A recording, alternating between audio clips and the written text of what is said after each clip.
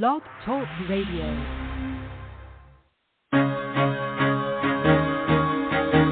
Carol the Coach. Sex, love, and relationships. We talk about it here. Carol the Coach. Compassion with contemporary relevance. I am a psychotherapist. I can be your personal life coach, and I can help you with your issues. There are no problems too small or too big. You can talk about anything. Speaker, columnist, radio TV host, and commentator. Carol the Coach brings messages of wellness and empowerment within reach of everyday people every day. Almost 5 years ago, I lost my soulmate in an accident. He was killed in a plane crash. Life just, for me, has seemed to stop. There are groups all over the city. I teach one. It is a specific way to start thinking so that you shift how you see the world, which then shifts your energy, and then you feel better and you actually see things differently. Carol the Coach. Always available, too, at carolthecoach.com. Now, I've got Russell on the line. I'm 47 years old. I'm a truck driver. I'm married. I have a wife in San Francisco. Okay. I haven't been home in 6 months. My thing is, I don't know if I have a sex addiction or what the problem is. Why do I want what I can't have? And as soon as I can have it, I don't want it anymore. You're right on target when you say, I don't know if I have a sexual addiction. Well, guess what? Yes, you do. And you know what? That's my specialty, Russell. So you're at the right place. Continue. I meet women online, and I'm in the... And I just decided Russell needed to go. The reason being is that we had a technical difficulty, a glitch. Hi, I'm Carol Jurgensen-Sheets, a.k.a. Carol the Coach, and I am so happy to be here with you. You know, one of the things that I really believe is that this show can be so informative and motivational in terms of inspiring you to meet your needs and to regain the life that you once wanted. Now, if you're a single addict, you might be interested in today's show, but this is really about redemption. It's really about how do people begin to trust again when sexual addiction has occurred. And so if you're a married person, you're a married or you're a married partner, and you want to know how you can rebuild your relationship, well, the key to that, no doubt, is being able to, if you will, not just repair a relationship, but create a whole new one. And today, I've got Kristen on, and she's going to talk about how did she do that? How was she able to find it in her heart and her soul to rebuild that relationship, right? And that is no easy task. I know it isn't. And yet in ERCOM, the Early Recovery Couples Empathy Model, I do my absolute best to really help couples to know that they can rebuild a relationship. And so we're so lucky to have her on because she's going to be sharing her own personal story. And, you know, it's not often that we talk to partners who have been able to not only recover and become a survivor, but they become a thriver. And that's what I feel like Kristen has done within her relationship and within herself. So with no further ado, I do want to introduce you to somebody who's just really inspired a lot of women. Kirsten D. Welcome to Sex Health with Carol the Coach. Thank you, Carol. It's wonderful to be here. Yes, and you know, I'd heard your story, and I felt like I wanted to know what it was that you were doing to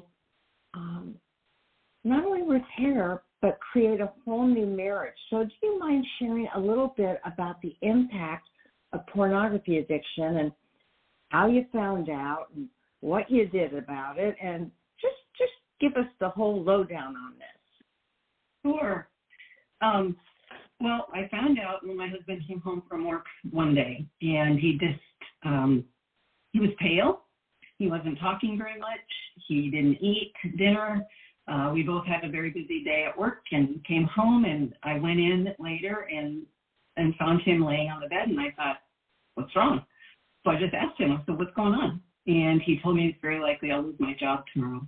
Mm-hmm. And I thought, what?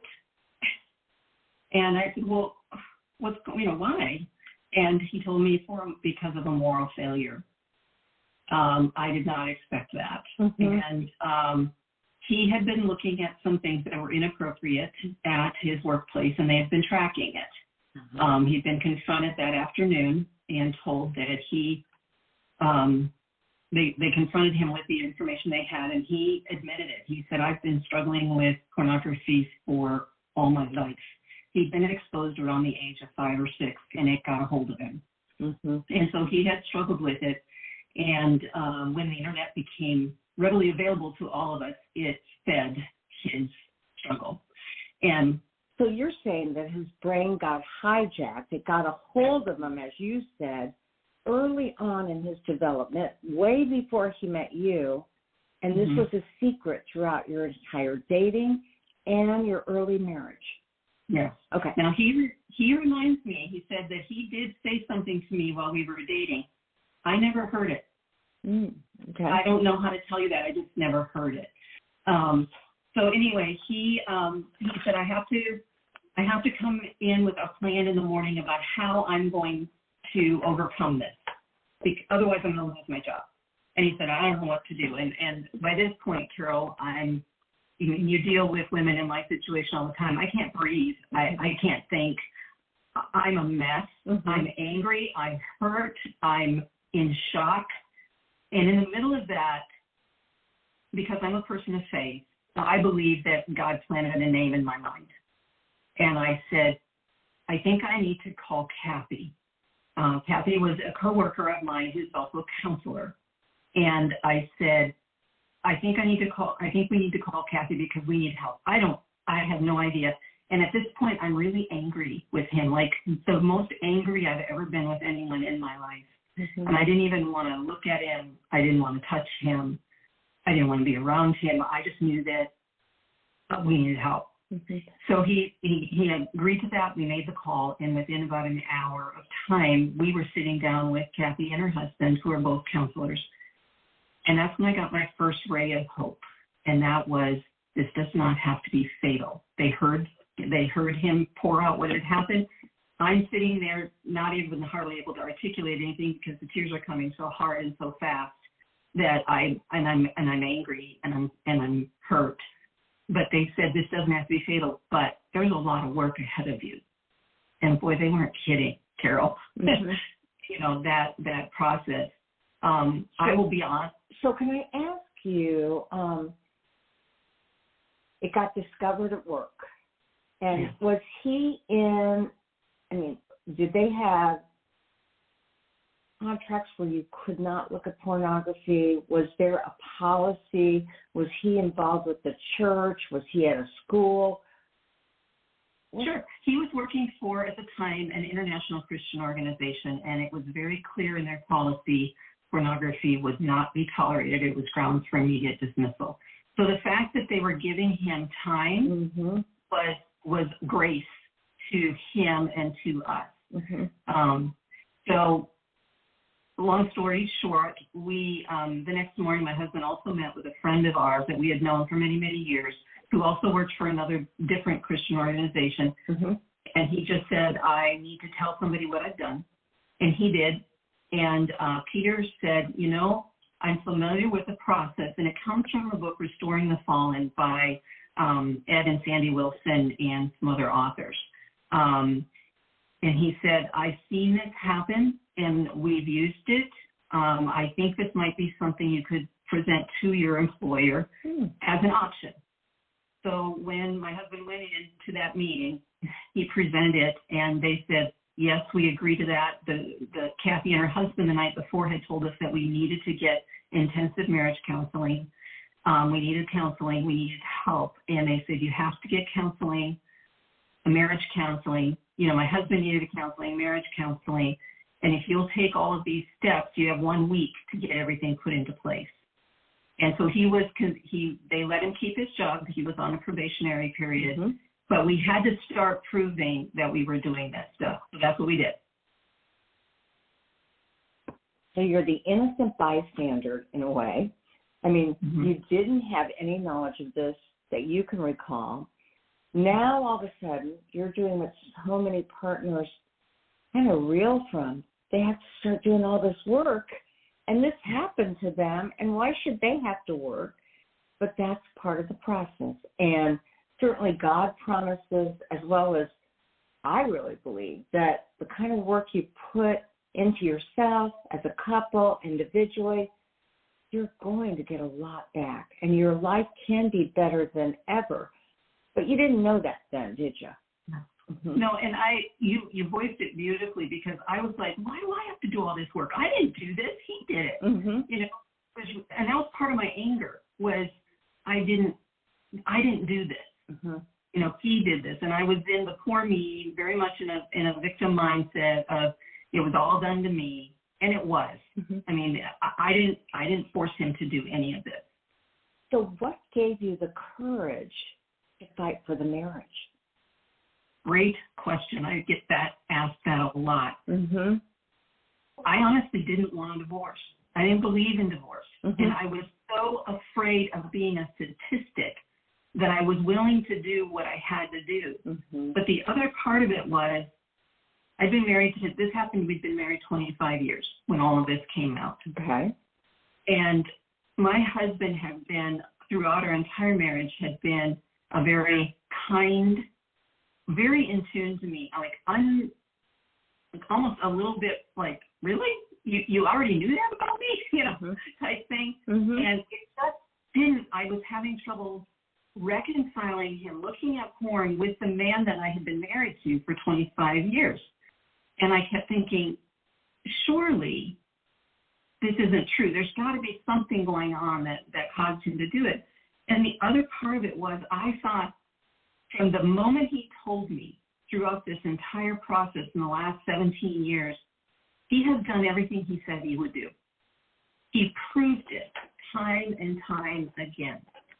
And like I said, we immediately got help. He, within the next week, was in seeing a counselor who recommended him to another counselor who specialized in sexual addiction recovery and specifically pornography. And then when he met with that counselor, he came home, and that counselor said he wanted to meet with me, which, you know, again, I was like, okay, fine, whatever. I'll do whatever I have to do.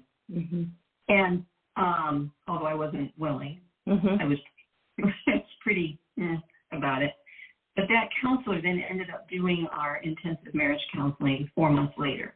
And part of what we also went through was establishing, through this book, Restoring the Fallen, establishing what was called a restoration team. And it was basically a group of coaches who walked alongside us. And because it had a spiritual formation, they also prayed for us. But what we did, Carol, which was so frightening, so over the top for me specifically, was we gave them the right to take over our lives, which basically meant we didn't make any decisions without them. We removed everything, every activity from our life other than going to work, going to church, going to counseling, and meeting with this restoration team. Wow. And so it, at the end, 18 months later, when we stopped that process with them, we met with them weekly. They literally became our lifeline because they created a cocoon for us to process all of this. They asked the hard questions, and we were able to process. We were able to get the story out. You know, Dave could get it out in a way that there were people there to help me process, help him process. They asked great questions. It was hard. It was painful, but it gave me hope, and it gave my husband hope, and it gave us our life back.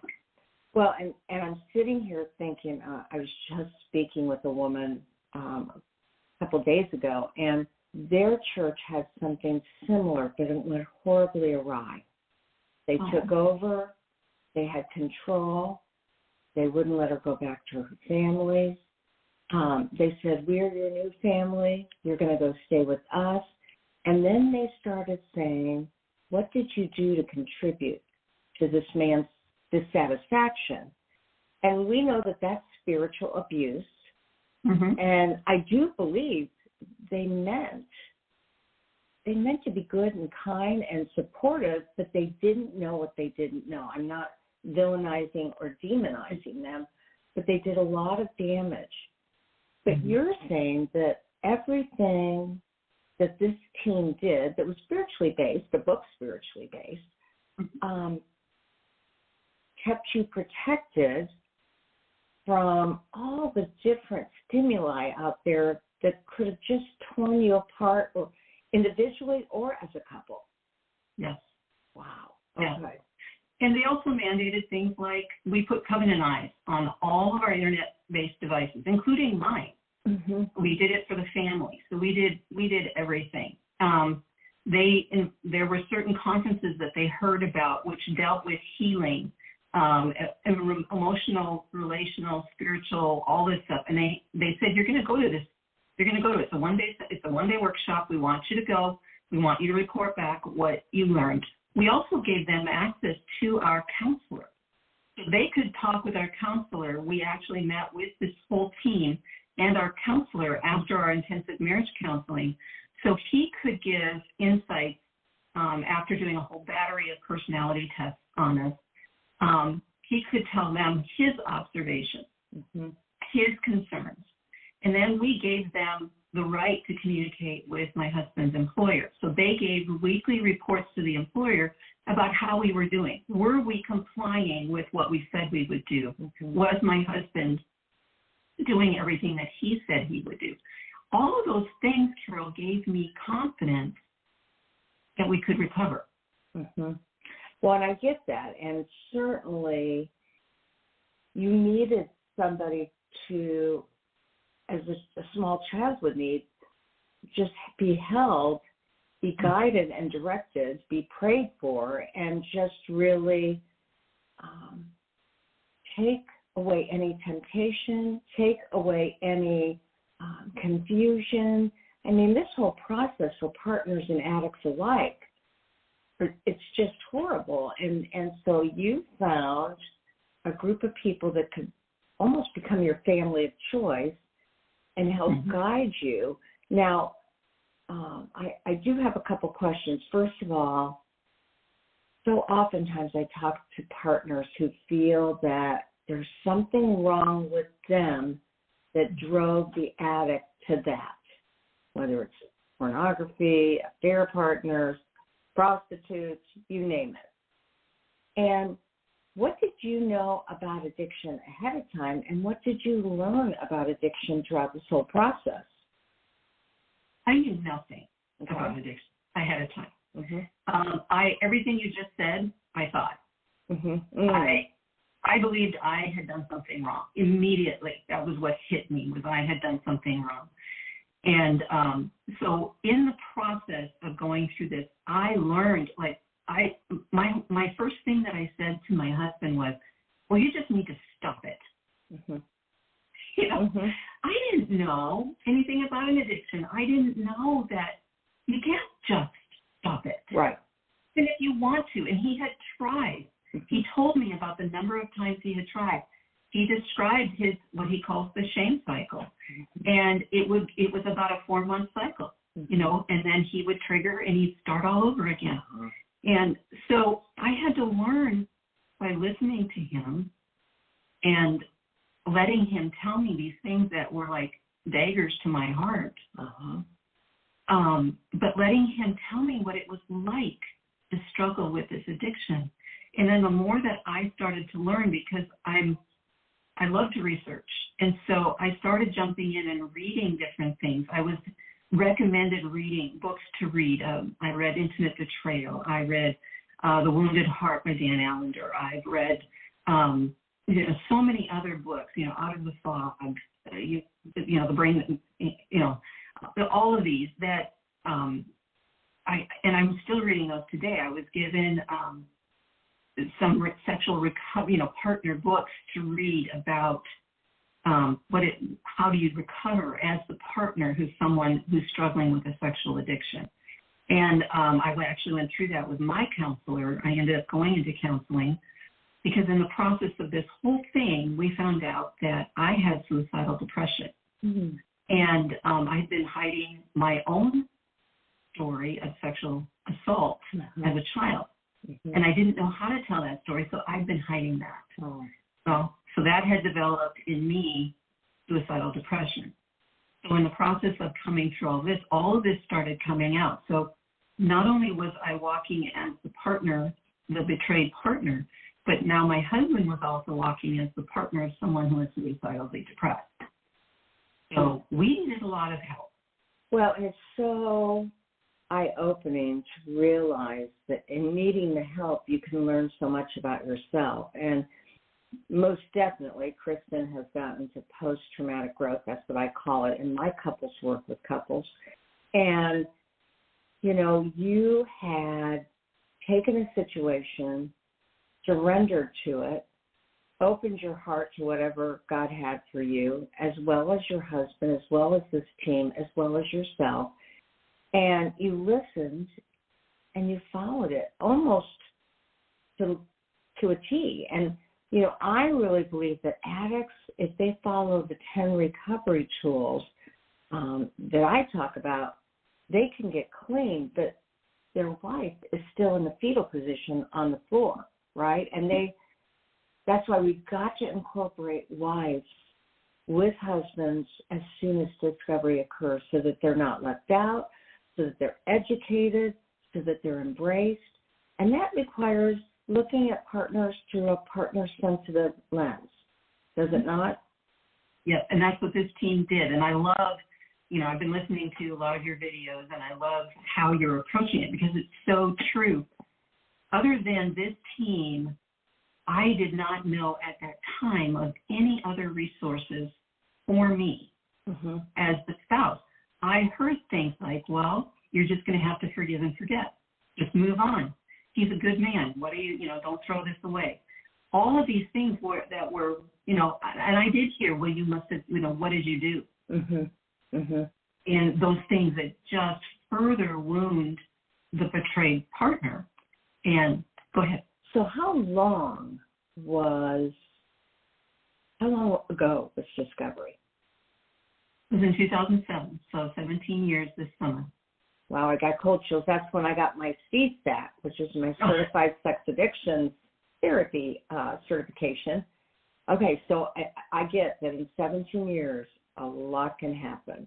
And I also know that this podcast was the only podcast on sex addiction in the world in 2007. And now we have bajillion podcasts, and there's so many good ones out there. But you both were really so fortunate to have a team way back then when there were not resources available, and certainly not for partners. Yeah. I mean, that's what was so unique for us was, and that's the thing that really has driven my passion for other women who find themselves in this situation is I know there's a better way. I know there's help available for you. I want to be the one that floods the resources out to them. Not that I have all the answers, but that I can flood the resources. I can direct them to people like you, to, you know, counselors that I know that will work with partners as well as the betrayer, as you know, and do that. So and I believe it was God ordained that He had put these people into our lives. We didn't have them connected, but He put those people in our lives so that when we asked, the only question we was asked is, well, what do we do? You know, because I was like, I have no idea. And when I asked that, the person that I asked it to had an answer. The person my husband asked had an answer. And as everything came together, this is the process that we were able to go through. Well, you know, with APSATs, they believe in that 3-phase model. The first phase is safety and stabilization. That can take a woman 9 months to 3 years to really, again, begin to feel safe.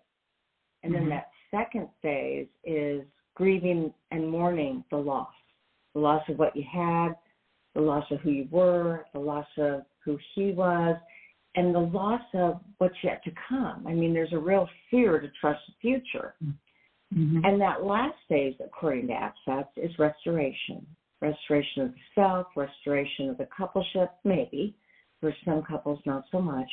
And then restoration of a relationship with God. And you said I was very spiritual. You know, I was very faith-based. And obviously he was doing faith-based work too. So my question is, how long do you think it took you to really feel stable in your relationship with your husband? It's a threefold question. So this is the first question. How long did it take you? 3 years. Okay. So despite all of this incredible support, it did take you 3 years, about the end of the general average amount of time it takes a partner. We know some partners can get through that sooner, and some partners it can take 10 times as long. And then, did you do grief and mourning work? I did with my counselor, and I was so surprised by that. I did it individually. When she brought that out, she said, "You're grieving," and I said, "What?" And I just didn't believe it. And she pointed it out to me, and as that flood opened, when I realized there's a lot of things in my life I have never grieved. Oh, I and bet. She took me back through all of that, and this of course was one of the hardest things I'd ever had to go through. And I was grieving the loss of the relationship I thought I had. I was grieving the loss of the man I thought I had married. I was grieving the loss of my expectations from my life. My life wasn't going anyway the way I had planned it to go at all. And I had to give that all up. I also went into a huge faith crisis. I was like, then you're not God, because you could have protected me and you didn't. This has happened and you knew about this. You could have protected my husband. You could have protected me. You didn't. So I went into a huge faith crisis where I just really went into a deep, dark pit that was very, very frightening. Well, and again, I say to partners when they're ready to hear it, God can provide miracles, but the truth is that there are lots of people out there that have been through way worse, that he did not remove that pain. He did not remove that struggle. I believe God wants you to lean into him and strengthen that connection. Once you get out of the water and stop drowning, or get out of the fog and start seeing. And I always say, for young children that have been molested,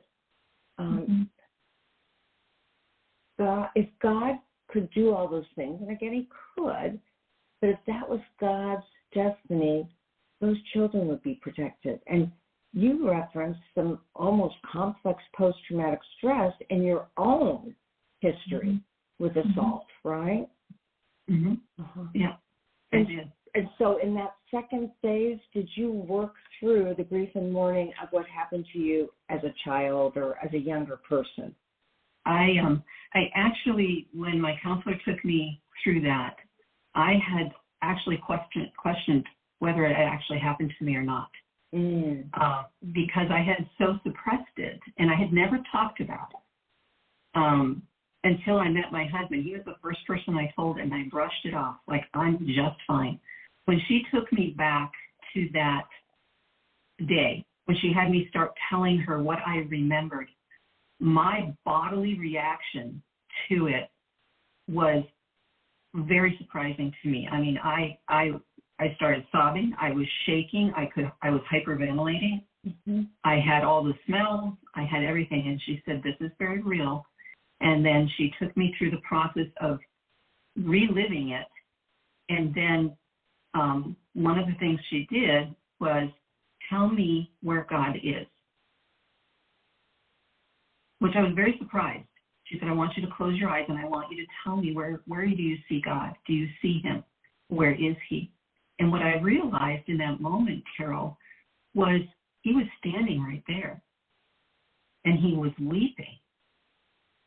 He was weeping for me, and he was weeping for the person assaulting me. Because this wasn't what he wanted for either one of us. The person who assaulted me had made a choice.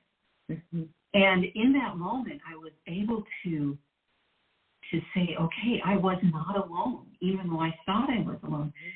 And he helped me get away. I mean, there's no reason that a 9-year-old little girl should be able to run away from a grown man. Mm-hmm. And I was able to run away. So I was able to start putting a different lens.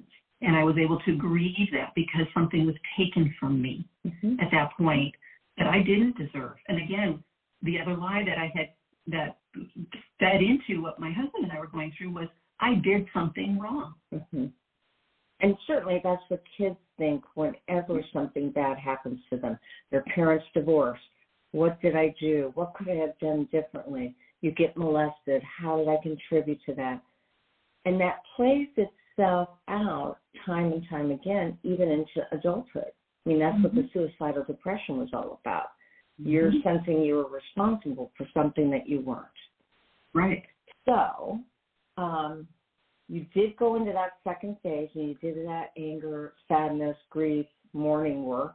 And I said anger because Erkham believes in anger. They believe that it can be a positive, powerful thing if you're with the right people to guide you through it. Mm-hmm. When do you think you began to probably do the split from your grief work over there to post-traumatic growth? How many years into your recovery were you? I was well beyond 3 years. Okay. I would say I was closer to 5 years. Okay. Because in that first 5 years, my husband had a relapse that he, thankfully came clean on immediately. We still had the connection with our support team. He got the help that he needed. I got the help I needed. But probably at about 5 years was when I was able to start really dealing with a lot of what I call the lies I believed. Mm. I was journaling at this time. My counselor really got me into journaling, into a journaling process of asking questions. And I was journaling then, and I remember just starting to really pour out. And then about 12 years after this all happened, in 2015, or 8 years, 2015, I was challenged to tell the story. Mm. And the process of writing out the story of what had happened took me 18 months to write it. Mm-hmm. And I cried through every word. And what's the name of the story? Because you've actually written a book. Yes. Mm-hmm. Yes. It's called Choosing a Way Out When the Bottom Isn't the Bottom. Mm. Okay. And that would be... It's right behind me. Yeah, our listening audience can't see her, so I don't know why I'm doing this, but she has a stack of these books. And say it one more time, Choosing a Way Out When the Bottom Isn't the Bottom. Oh, I like that. I like that a lot. So you wrote the story. It took you about 18 months. And when you were writing it, were you already aware that you were going to have it published, or did that come later too? When I first started thinking about writing it, I was writing it just for me, and I was writing it for our kids so that our kids would know what had happened. And it was really cathartic for me. But very quickly into that process, I sensed that it was time to tell the story, that other people needed to hear it. And so I got connected with a hybrid publisher. He heard about the story and said, I want to publish this. Let's do this. And so he coached me through the process of writing it. And I remember one day sending him a text message saying, I cannot tell the story. I was sobbing so deeply. I couldn't see my computer. I mean, I just, the ugly cry. Mm-hmm. And he said, you're only writing it for an audience of one. And whether you publish it or not is not the issue. You need to write the story.